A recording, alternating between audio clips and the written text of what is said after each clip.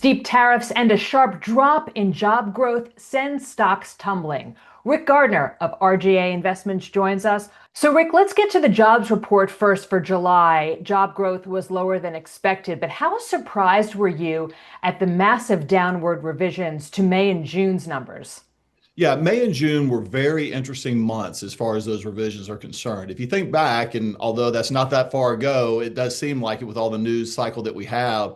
That was where I felt like we were in peak uncertainty. We had tariffs, we had whether or not the tax code was going to get extended, the situation with Iran. There were a lot of things going on, and uncertainty tends to cause maybe a little bit of reluctance if you're an employer when making hiring decisions. So I think it's interesting that as we get these revisions, those numbers are receding back. And it may really be giving the Fed the opportunity that it's been looking for to drop rates. So you say it may give the Fed the opportunity to drop rates. Does this make a rate cut in September all but certain? I don't think certain. That may be a little strong. But what I would say, when you look at the data that's been coming in, especially compared to where we were a year ago, the inflation numbers are lower. Now, it's also a mixed bag. We're backward looking. So I think the Fed has to maintain its independence. It has to walk a very fine line here.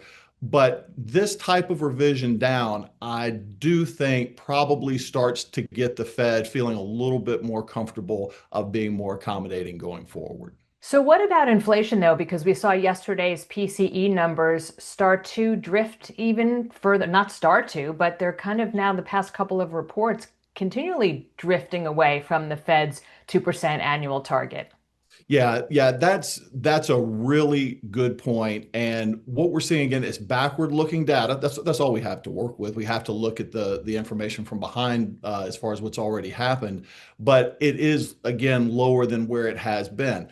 The interesting thing, I think, when it comes to inflation and the uncertainty around the tariffs, that has kind of been the reason that the Fed keeps giving is tariff uncertainty that is causing the potential for inflation down the road. Well, it's as we said before with these job revisions, it's rare that uncertainty is going to make somebody run out and buy something and for an indefinite period of time. Uncertainty tends to make us come back a little bit. Obviously, anything can happen, and we are in a very fluid time. A lot of moving parts to our economy right now. But I do think, based on the data and the trend that we've been seeing, I think those inflation numbers may give the Fed an opportunity to, like I said, drop rates. Well, when it comes to tariffs, we just had this latest announcement again from Trump, really steep, right? 50% on Brazil, nearly 40% on Switzerland. What are your thoughts on these latest numbers? Well, we're looking at, in my opinion, decades-long trade negotiations or trade deals that really haven't been negotiated. Now, there are some steep tariff increases, like you just said. My feeling is this probably is a negotiation still. The administration has come out pretty clearly that this is what we're doing, but we're open to further talks.